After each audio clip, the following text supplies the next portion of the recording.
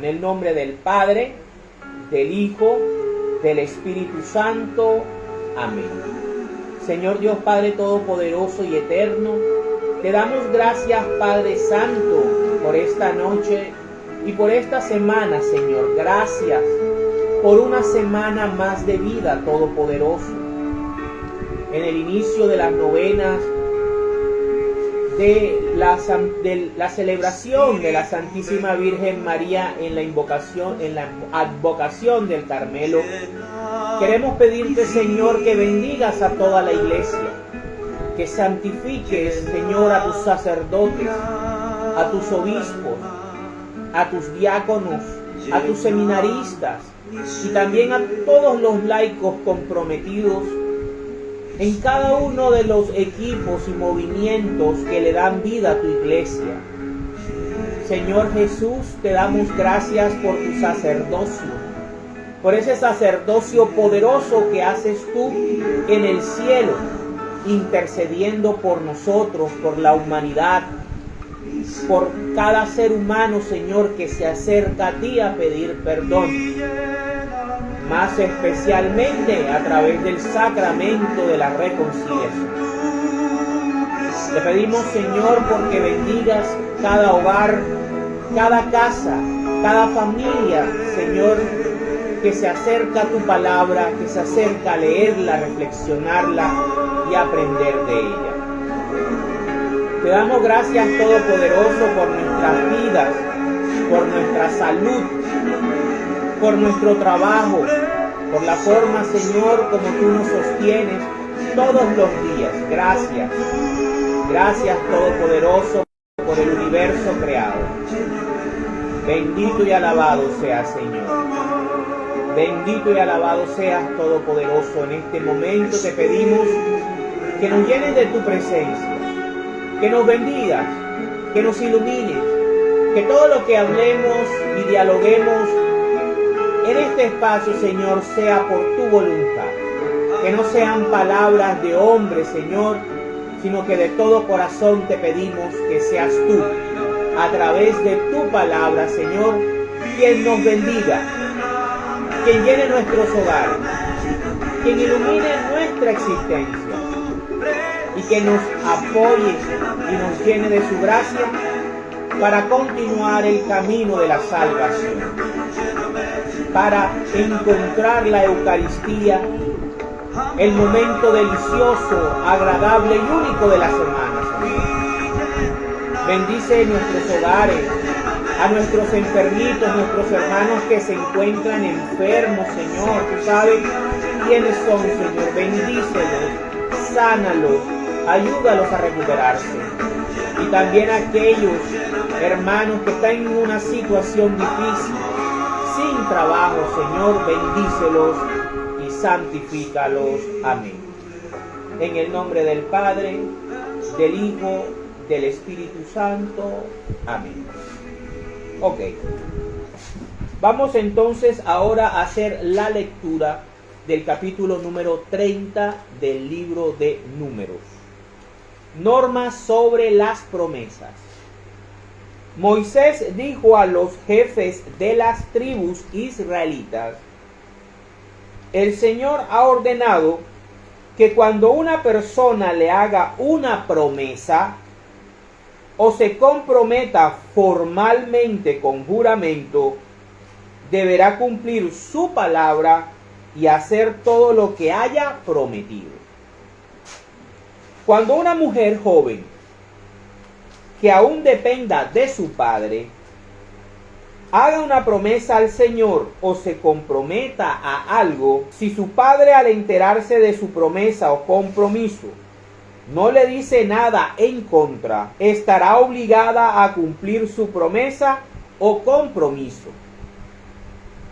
Pero si su padre, al enterarse, no lo aprueba, entonces ya no estará obligada a cumplir su promesa o compromiso, puesto que su padre no lo aprueba.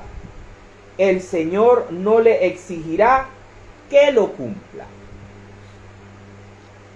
Cuando se trate de una mujer que haya hecho promesas al Señor o haya tomado un compromiso a la ligera y que luego se case, si su marido al enterarse no le dice nada en contra, estará obligada a cumplir sus promesas y sus compromisos. Pero si su marido al enterarse no los aprueba, entonces ya no estará obligada a cumplir sus promesas y sus compromisos tomados a la ligera. El Señor no le exigirá que los cumpla.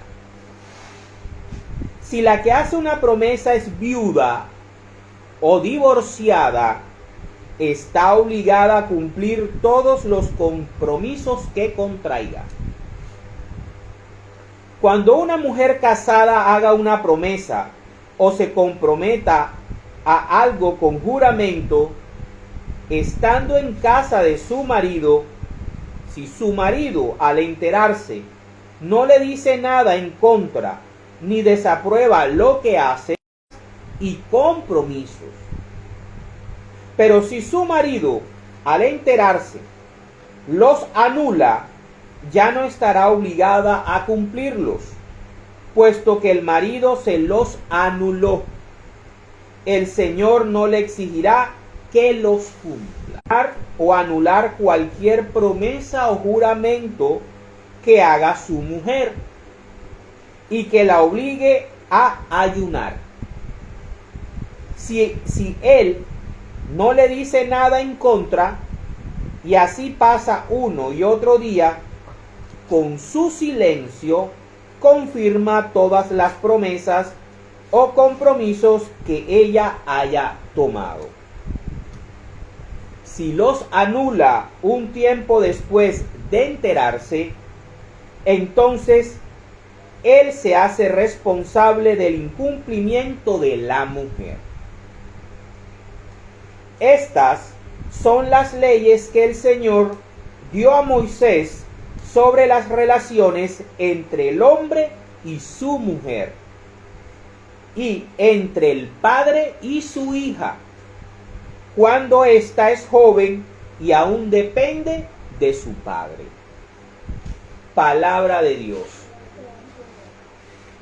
El capítulo número 30 del libro de Números nos trata acerca de las promesas que pueden de manera ligera, consciente o inconscientemente podía hacer una mujer en el pueblo de Israel. Hay que recordar que Israel bíblica era una cultura extremadamente patriarcal, en la que el hombre era el único que tenía responsabilidad y tenía autoridad sobre la mujer, ya fuera sus hijas o su esposa.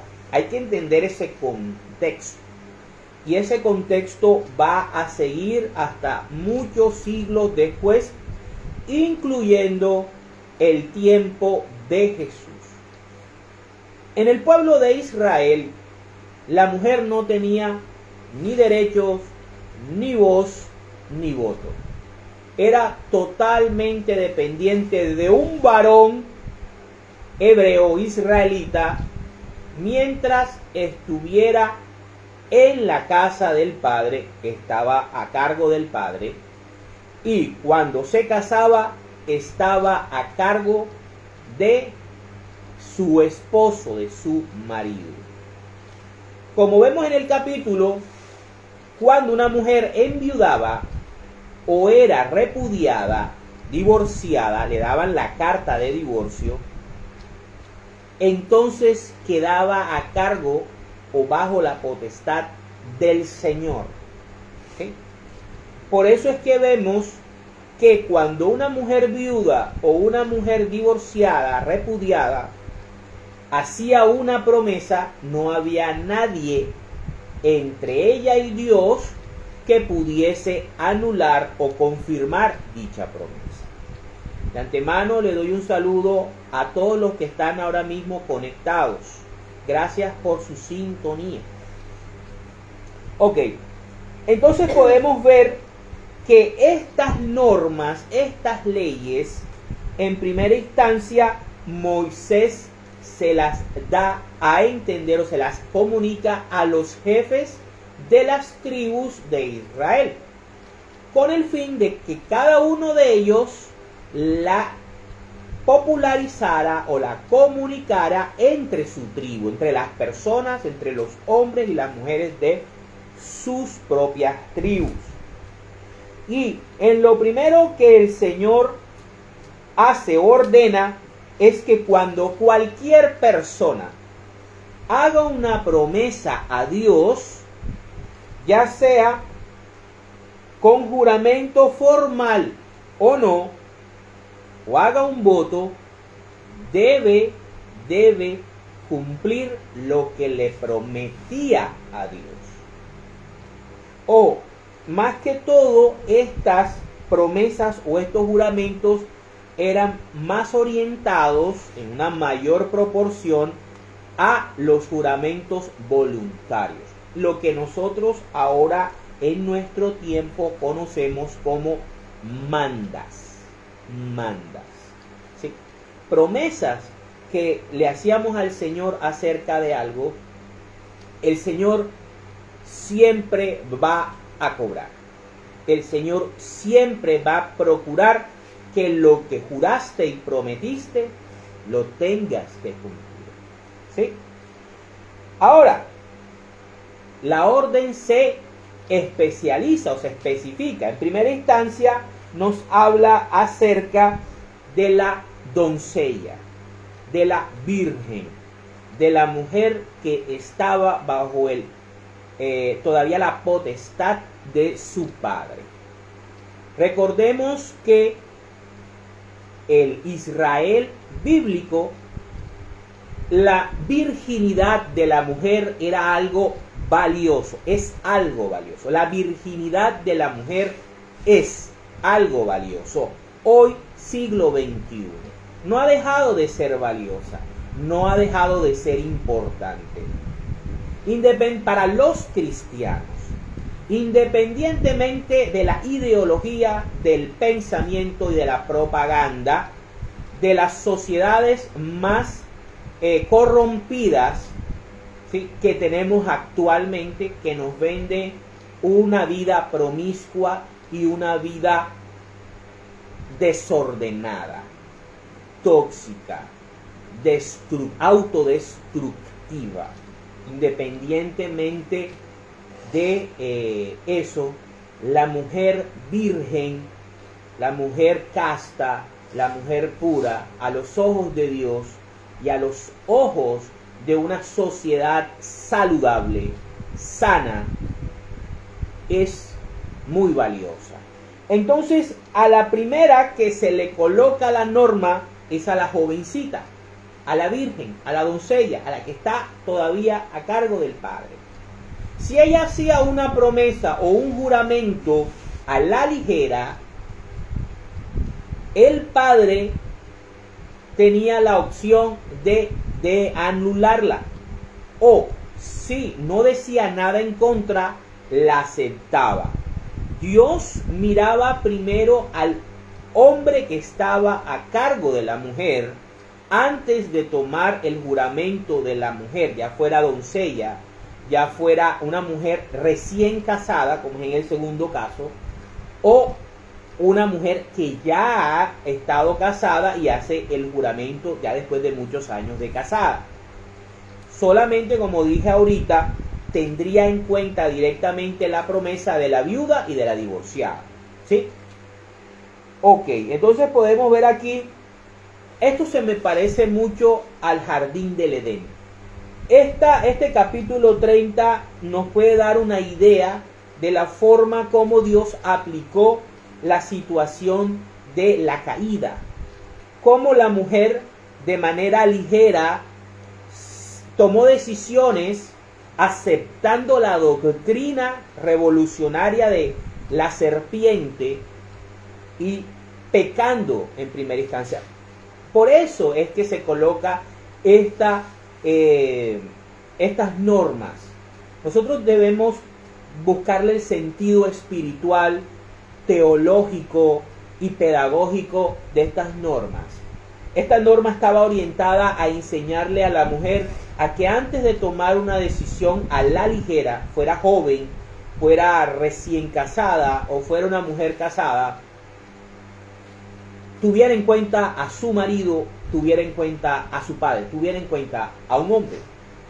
Porque Eva, cuando tomó la decisión de caer, de aceptar la doctrina protestante de Satanás, ella tomó la decisión por la humanidad.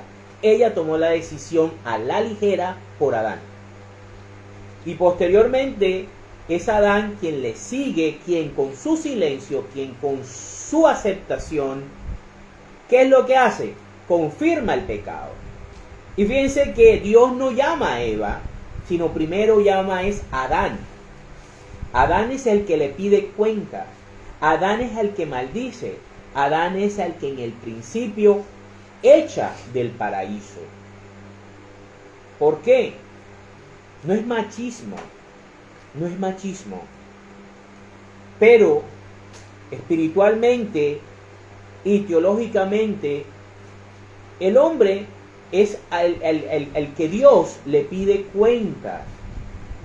Le pide cuentas. Por eso en un matrimonio el sacerdote del hogar es el hombre. Y aunque el hombre no es dueño de la mujer, no es dueño de la mujer, no es dueño de nadie, sí debe ser tenido en cuenta para cosas fundamentales, cosas formales y cosas tan delicadas como una promesa a Dios. Fíjense, esto nosotros lo podemos aplicar en la vida cotidiana enseñándole a nuestras hijas del siglo XXI cómo deben ser cuidadosas a la hora de tomar decisiones. Y ahí es donde podemos ver muchos casos, como por ejemplo la canción de Pies Descalzos de Shakira, que habla acerca de esa decisión que toma esa niña. Primero toma la decisión de tener relaciones sexuales con su novio sin que lo sepan sus padres. Segundo, toma la decisión, se enfrenta a un embarazo no planificado ni deseado. Y tercero, toma la decisión de abortar, perdiendo posteriormente la vida. Vean cómo una jovencita, al no tener en cuenta a su padre para tomar decisiones trascendentales, va camino a la muerte.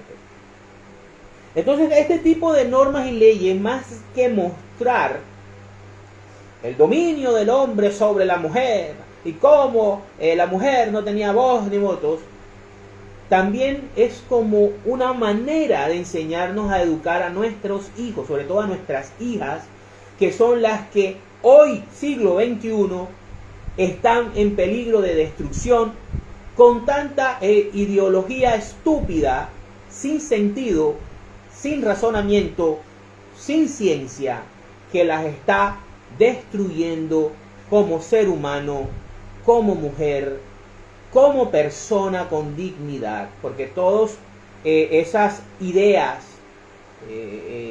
ideologías, lo único que hacen es destruir a nuestras mujeres, que Cristo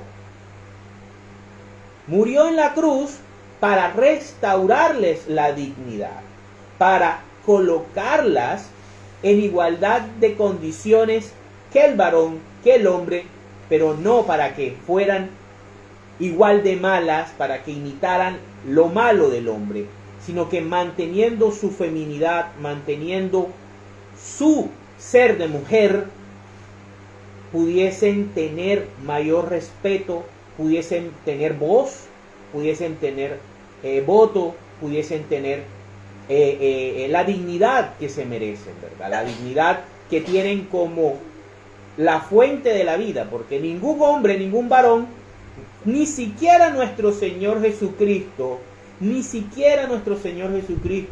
se voló el haber nacido de mujer. Porque hasta el mismo Jesucristo nació de mujer. ¿Sí? Dios se encarna en una mujer y por eso es que el Señor Jesús le da esa dignidad.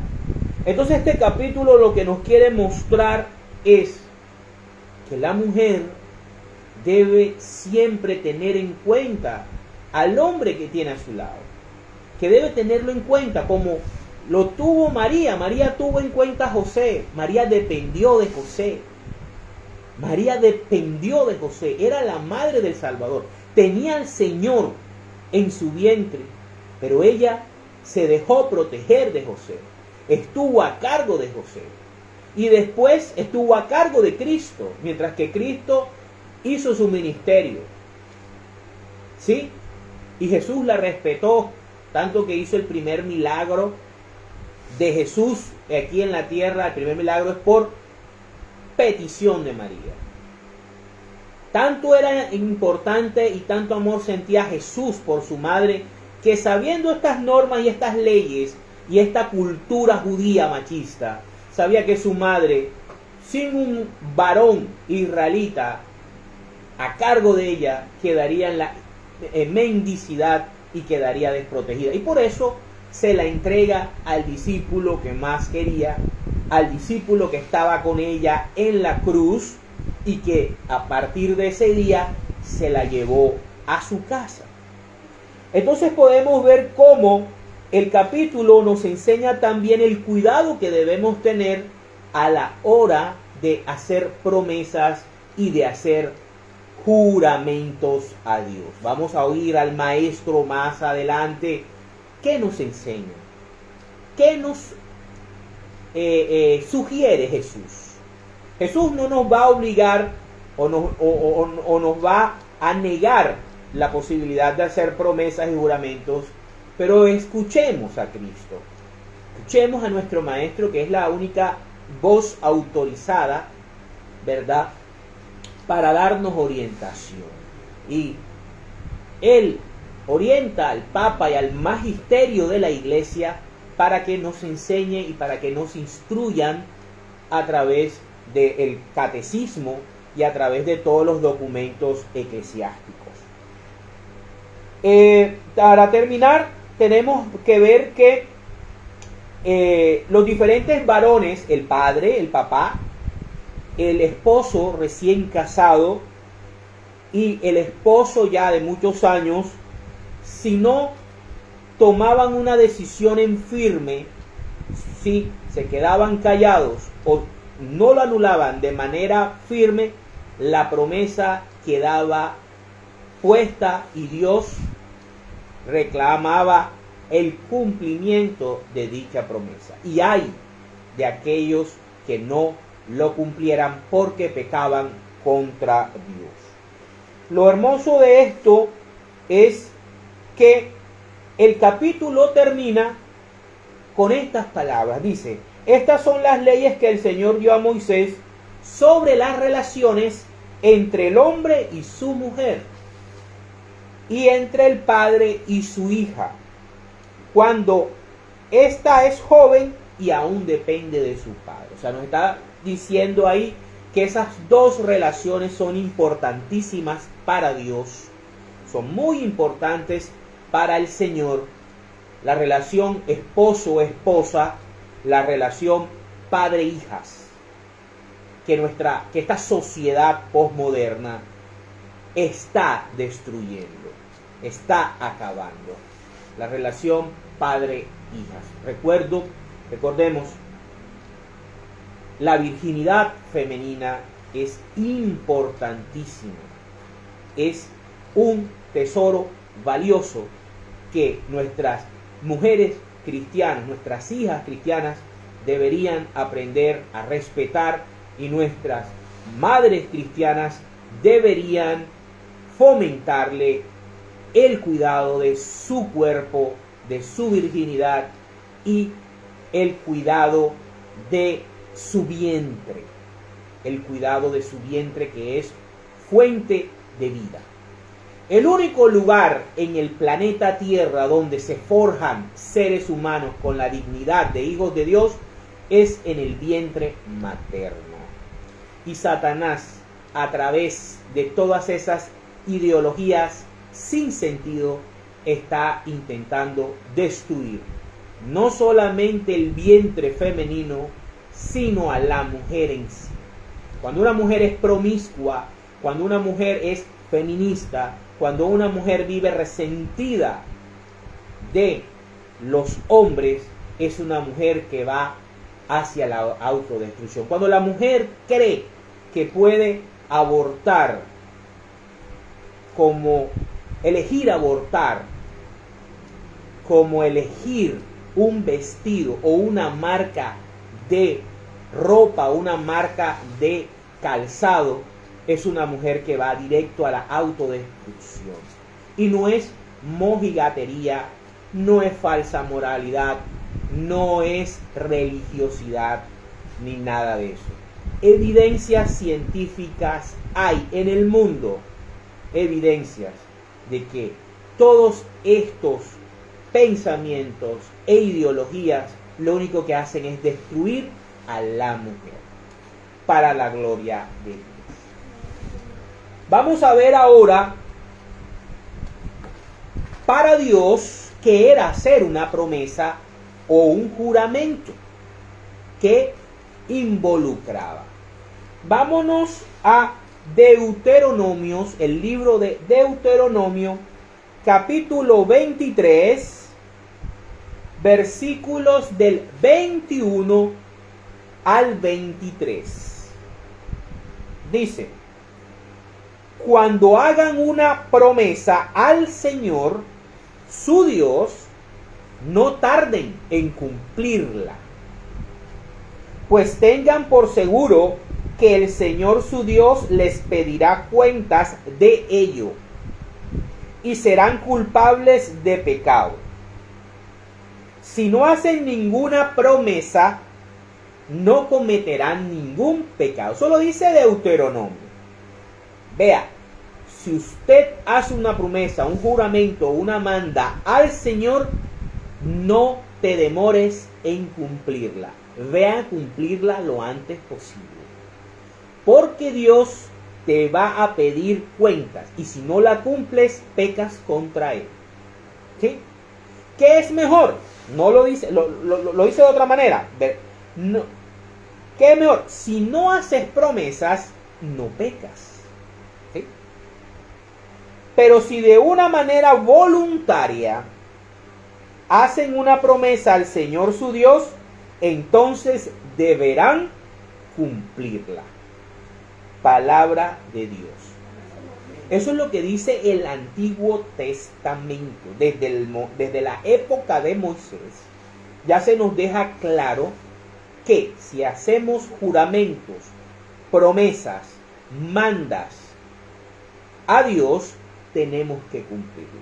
Ahora, si se lo hacemos también a la Santísima Virgen María, o lo hacemos a un santo de la iglesia, a las ánimas del purgatorio o a los ángeles, recordemos que ellos hacen parte de lo sagrado. Dios los cubre a ellos. Ellos hacen parte de lo sagrado, ¿verdad? Y también por los difuntos. Ojo con eso. Todas esas cosas son delicadas. Un verdadero católico debe tener mucho cuidado con esto. Debe ser muy, muy delicado y saber tomar esto muy en serio. Fíjense lo que nos dice Números 30. Tengan cuidado, no lo tomen a la ligera, cuiden a sus hijas, que no hagan promesas a la ligera, cuiden a sus recién casados, sus mujeres recién casadas, si ya hizo una promesa antes de que se casara contigo, ojo con eso. Si tienes una esposa, cuida que no está haciendo promesa. Eso te lo dice Números 30.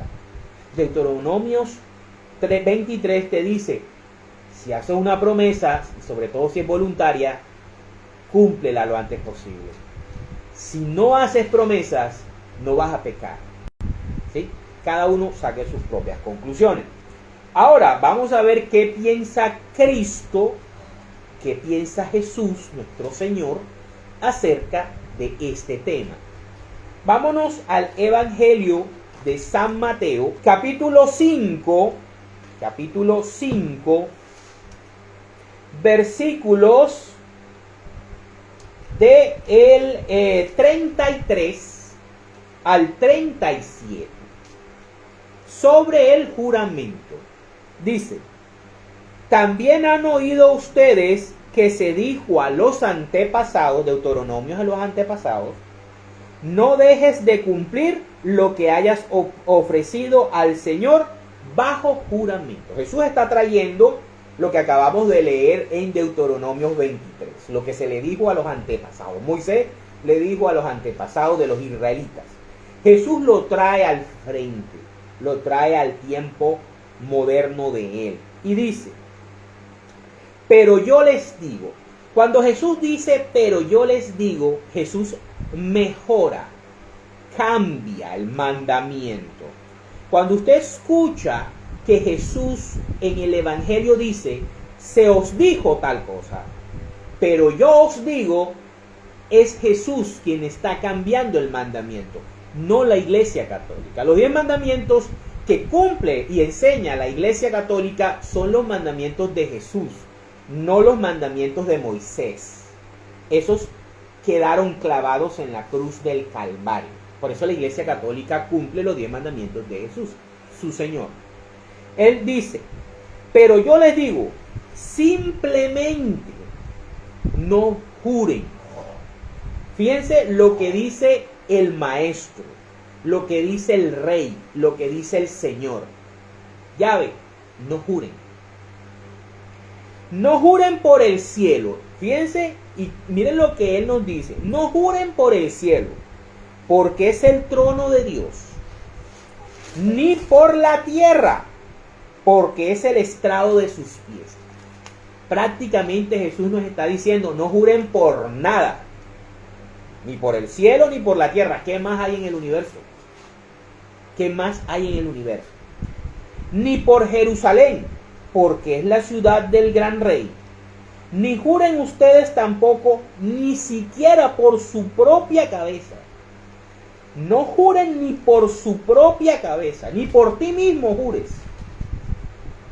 Porque no pueden hacer blanco o negro ni un solo de sus cabellos. Obvio, eso no entra el proceso de tintarlo. Lo que está haciendo Jesús es de cambiarlo. O sea, yo decir ahora, quiero poner mi pelo blanco. No. Porque no pueden hacer blanco o negro ni un solo de sus cabellos. Baste con decir claramente sí o no. Pues lo que se aparta de esto es mal. Palabra del Señor. Gloria a ti, Señor Jesús. ¿Cuál es la recomendación de Cristo? Si usted va a hacer algo, diga, sí, lo voy a hacer y hágalo. Si usted no va a hacer algo, no quiere hacer algo, no puede hacer algo, dígalo, no puedo. Existe la palabra no. No puedo. Hay muchas personas que tratan de quedar bien con todo el mundo y se comprometen. Y lo peor del caso es que hacen juramentos a la ligera. Miren, nosotros vivimos en una sociedad en la que el nombre de Dios se toma para cualquier cosa. Si nos tropezamos, lo decimos. Si vamos a decir un chiste, lo decimos. Si vamos a hacer referencia a alguna situación histórica, lo decimos. El nombre de Dios debe ser sagrado. El nombre de Dios debe ser respetado, debe ser amado, debe ser adorado. Pero en momentos específicos y para la oración, para la alabanza. Ahora, el católico siempre utiliza Padre, Señor Jesús, Espíritu Santo. Nosotros los católicos, Cristo nos enseñó que el nombre y el estado como debemos nosotros dirigirnos al Padre, a Papito Dios, es así, Padre, sin nombre, sin tratar de identificarlo y de tratarlo de tú a tú. Pero bueno, cada uno de nosotros tome sus propias conclusiones. Vamos a continuar con Jesús, nuestro Señor, que nos dice ahora en el Evangelio de San Mateo, Mateo capítulo 23, versículos del 16 al 22. Hay de ustedes, guías ciegos, que dicen: quien hace una promesa jurando por el templo no se compromete a nada. Pero si jura por el oro del templo, entonces sí queda comprometido. Tontos y ciegos, ¿qué es más importante, el oro o el templo por cuya causa el oro queda consagrado? Para estos señores fariseos lo importante era lo material, la plata, el billete. No les importaba el templo donde estaba la presencia de Dios. El templo era presencia de Dios. Dios habitaba ahí y se comunicaba a través del propiciatorio de la arca de la alianza. Hablaba a través, se presentaba ahí. Y para ellos, que habían perdido hace mucho tiempo la noción de lo sagrado, para ellos era más importante el oro que el templo. Y Jesús los reprende. También dicen ustedes: quien hace una promesa jurando por el altar no se compromete a nada. Imagínense, por el altar donde se sacrificaba, donde se hacían las ofrendas y sacrificios a Dios de adoración. Pero si jura por la ofrenda que está sobre el altar, entonces queda comprometido. O sea, lo que costaba, lo que les valía, lo material, no lo espiritual, imagínense. Ciegos, ¿qué es más importante, la ofrenda o el altar por cuya causa la ofrenda queda consagrada? El que jura por el altar no está jurando solamente por el altar, sino también por todo lo que hay encima. O sea, por la ofrenda, por el sacrificio, pero también por Dios, que es el que recibía el sacrificio. Y el que jura por el templo no está jurando solamente por el templo, sino también por Dios que vive allí. Palabras de Jesús, no mías, palabras de Jesús. Jesús reconocía que en el templo de Jerusalén vivía Dios. Dios estaba presente. Ahora, Él está presente en el sagrario de nuestros templos católicos. Él vive en el sagrario. Él está ahí presente en el sagrario. En la hostia consagrada está nuestro Señor Jesucristo real y puramente. Por eso nosotros podemos ir a nuestras parroquias, adorar a Jesús sacramentado, adorar a Jesús Eucaristía, y ese Jesús, Dios, ¿sí? Así como sucedía en el santuario o en el templo de Jerusalén, enfrente del arca de la alianza y enfrente del propiciatorio. Ok. Entonces dice: por Dios que vive allí, y el que jura por el cielo está jurando por el trono de Dios. Imagínense, lo más grande y sagrado que hay en el universo del universo, el trono de Dios. Y a la vez por Dios que se sienta en él. Palabra del Señor. Entonces, Jesús nos llama la atención acerca de por qué o por quién hay que jurar. La recomendación que hace Cristo, el Maestro, es: vea, no jure por nada, porque por lo que usted jure se mete en problemas con Dios. El cielo es donde vive y ahí está su trono. La tierra es el estrado de sus pies. No puede jurar por usted mismo porque usted no tiene poder sobre usted mismo. Usted le pertenece a Él. No puede jurar por Jerusalén porque es la ciudad santa. No puede jurar ni por el templo, ni por el altar, ni por el oro, por nada. Eso es muy importante como cristianos católicos tener en cuenta. Ok, vamos a ver ahora un ejemplo de que sucedió en la Biblia de una mujer casada que hace una promesa santa y que pasa con esa promesa. Vámonos a el libro Primera de Samuel, capítulo 1, versículos del 1 al 28. Vamos a conocer la historia de Ana y Samuel. El primer profeta de Israel se llamó Samuel, el gran Samuel. Vamos a ver su historia. ¿De dónde viene Samuel? Dice, Dios concede un hijo a Ana. En un lugar de los montes de Efraín, llamado Ramá, vivía un hombre de la familia de Suf, cuyo nombre era Elcaná. Elcaná significa Dios ha adquirido o Dios ha creado. Ok, era hijo de Jeroham y nieto de Eliú. Su bisabuelo fue Toú, hijo de Suf, que pertenecía a la tribu de Efraín. Elcaná tenía dos esposas. Una se llamaba Ana y la otra se llamaba Peniná. Peniná tenía hijos, pero Ana no los tenía. Todos los años salía Elcaná de su pueblo para rendir culto y ofrecer sacrificios en Silo, al Señor Todopoderoso. Allí había dos hijos del sacerdote Elí, llamados Ofni y Finés, que también eran sacerdotes del Señor. Cuando Elcaná ofrecía el sacrificio, daba su ración correspondiente a Peniná y a todos los hijos e hijas de ella. Era una mujer muy fértil.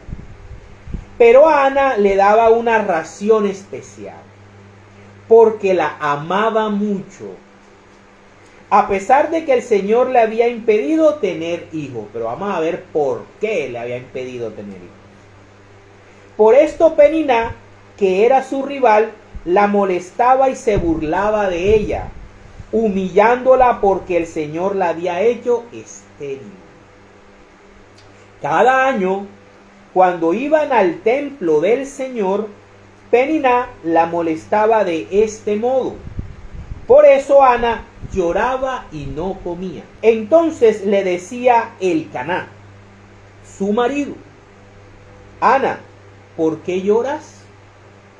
¿Por qué estás triste y no comes? ¿Acaso no soy para ti mejor que 10 hijos? En cierta ocasión, estando en Silo, Ana se levantó después de la comida.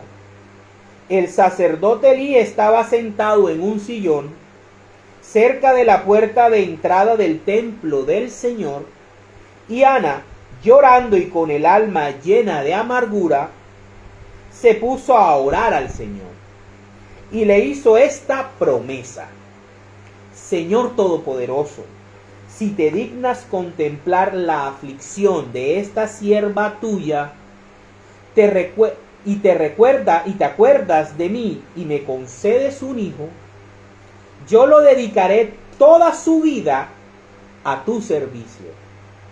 Y en señal de esa dedicación no se le cortará el pelo, será un nazareo. Como Ana estuvo orando largo rato ante el Señor, fíjense, Ana duró mucho tiempo orando frente al Santísimo de ese momento, ¿sí? Elí se fijó en su boca, pero ella oraba mentalmente, o sea, la oración mental Dios la escucha. No se escuchaba su voz, solo se movían sus labios. Elí creyó entonces que estaba borracha y le dijo: ¿hasta cuándo vas a estar borracha? Deja ya el vino. No, Señor, no es eso, contestó Ana. No es que haya bebido vino ni ninguna bebida fuerte, sino que me siento angustiada y estoy desahogando mi pena delante del Señor. Que es lo que debemos hacer todos los cristianos, ¿verdad? No piense usted que soy una mala mujer, sino que he estado orando todo este tiempo porque estoy preocupada y afligida. Miren la actitud y el ejercicio espiritual de Ana. Era una mujer de oración, a pesar de estar afligida. Vete en paz, le contestó Elí, y que el Dios de Israel te conceda lo que le has pedido. Aquí hay un hombre que confirma la promesa de Ana, que es el sacerdote Elí. Por eso es importante la presencia de Elí en este pasaje, porque Elí confirma la promesa de Ana como un hombre responsable por ella, porque era el sacerdote de Israel. ¿Sí? Muchísimas gracias, contestó ella. Luego Ana regresó por donde había venido y fue a comer y nunca más volvió a estar triste. Una actitud de una mujer de fe, una actitud de una mujer que supo entregarle a Dios su angustia y por fe sabía que iba a recibir, aunque no lo había recibido, aunque no lo estaba viendo, aunque naturalmente era imposible, porque era una mujer estéril. Ana sabía que Dios la iba a bendecir y por eso dejó de estar triste y por eso dejó de estar angustiada, porque ella sabía que el Señor le iba a conceder el milagro. Ok. Dice, a la mañana siguiente madrugaron y después de adorar al Señor regresaron a su casa en Ramá. Después Elcaná se unió con su esposa, relaciones sexuales, ¿verdad? Y el Señor tuvo presente la petición que ella le había hecho. Así Ana quedó embarazada y cuando se cumplió el tiempo dio a luz un hijo. La misma historia de Sara e Isaac. Y le puso por nombre Samuel, porque se lo había pedido al Señor. Samuel en hebreo significa, su nombre es Dios, pero también va asociado con pedir, con el verbo pedir, porque se lo he pedido a Dios. Es lo que significa Samuel. Luego fue Elcaná con toda su familia a Silo para cumplir su promesa y ofrecer el sacrificio anual. Pero Ana no fue, porque le dijo a su marido, no iré hasta que destete al niño. Entonces lo llevaré para dedicárselo al Señor y que se quede allá para siempre. Miren el desprendimiento de esa mujer. Elcaná su marido le respondió, haz lo que mejor te parezca, confirma. Quédate hasta que lo hayas destetado y que el Señor cumpla su promesa. Así ella se quedó y crió a su hijo hasta que lo destetó. Y cuando le quitó el pecho, y siendo todavía él un niño pequeño, lo llevó consigo al templo del Señor en Silo. También llevó 3 becerros, 22 litros de trigo y un cuero de vino. Las ofrendas que vimos en Números 29. ¿Recuerdan? Entonces sacrificaron un becerro y presentaron el niño a Elí. Fíjense que desde pequeño ya se era profeta. Desde niño ya tú puedes servir al Señor. Así como nuestros hijos los bautizamos desde pequeños. Y Ana le dijo, perdone usted, Señor, pero tan cierto como que usted vive, es que yo soy aquella mujer que estuvo orando al Señor aquí, cerca de usted. Le pedí al Señor que me diera este hijo, y Él me lo concedió. Yo, por mi parte, lo he dedicado al Señor, y mientras viva, estará dedicado a Él. Entonces Elí se inclinó hasta tocar el suelo con la frente delante del Señor. Palabra de Dios. Aquí vemos cómo la dinámica de una mujer casada que hace una promesa a Dios porque está en una situación compleja, hace oración, Dios le concede la petición y ella cumple su palabra. va y le cumple la palabra a Dios, aunque fuese desprenderse para toda la vida de su hijo. Pero ella sabía que su hijo era un milagro de Dios, que de Dios vino y a Dios debía servir. Era una petición santa. Por eso no malgastemos. Si tú vas a hacer una promesa, si tú vas a hacer un juramento, si tú vas a hacer una manda, hazlo por algo que glorifique a Dios. No por tonterías, no por cosas materiales, sino por cosas que edifiquen a Dios y sobre todo que te ayuden a tu proceso de salvación. Todo lo que un cristiano católico debe hacer en su vida, todas las decisiones que debe tomar y todo lo que debe hacer en su vida, debe llevarlo a su proceso de salvación. ¿Sí? Vamos a ver cómo termina esta historia. ¿Qué pasó con esa promesa? Si en verdad haber hecho esto, Ana, de haber cumplido la promesa del Señor, sirvió para algo. Vamos al libro de Eclesiástico, uno de los libros deuterocanónicos que los judíos que no aceptaron a Cristo y que querían destruir el cristianismo, quitaron del canon del Antiguo Testamento. Crearon el canon palestinense en el año 90 del siglo I. Y ese es el canon que aceptaron los protestantes. Por eso ellos tienen 66 libros y nosotros tenemos 73. Uno de esos libros es Eclesiástico. Vamos a Eclesiástico capítulo 46, versículos del 13 al 20. ¿Qué pasó con Samuel? Dice: también podría nombrar a los jueces uno por uno, que no se dejaron engañar ni se alejaron de Dios. Bendito sea su recuerdo. Que sus huesos florezcan en la tumba y sus nombres se renueven en sus descendientes.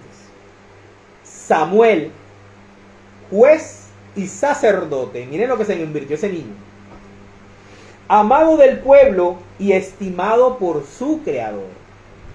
Escogido por Dios desde antes de nacer.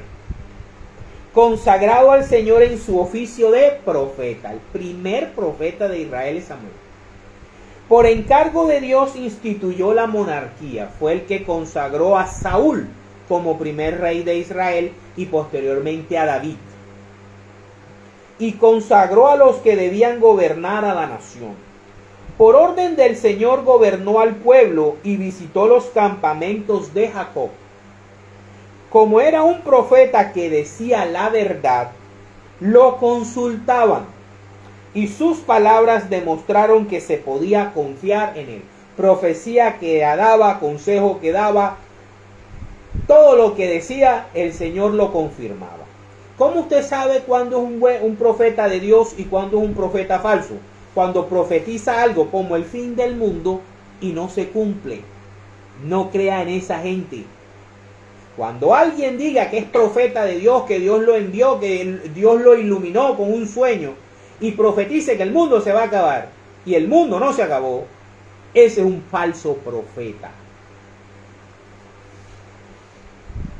Él también invocó a Dios cuando sus enemigos lo atacaban por todas partes y le ofreció en holocausto un corderito. Y el Señor desde el cielo hizo oír un trueno. Su voz se oyó con gran estruendo. Sometió a los jefes enemigos y destruyó a los gobernantes filisteos. Estando ya en su cama, a punto de morir, declaró ante Dios y ante el rey escogido por Dios: nunca he aceptado soborno de nadie. Fíjense, se dio ese honor. Ni siquiera un par de sandalias. Y ninguno pudo desmentirlo. Hasta el fin de su vida fue prudente a los ojos del Señor y de todos los hombres. Aún después de su muerte fue consultado por Saúl y anunció al rey lo que iba a sucederle. Desde la tumba alzó su voz de profeta. Palabra de Dios. Esa promesa que hizo esa mujer llamada Ana y que cumplió a Dios se convirtió en una bendición poderosa para el pueblo de Israel. Y no solamente para el pueblo de Israel, para nosotros, porque nos enseña el honor y la grandeza del hombre y la mujer que no se deja sobornar de nadie, ni siquiera por unas sandalias. Este hombre era ese niño que nació de manera milagrosa, como lo fue Samuel, el primer profeta de Israel, para la gloria de Dios. En el nombre del Padre, del Hijo, del Espíritu Santo. Amén.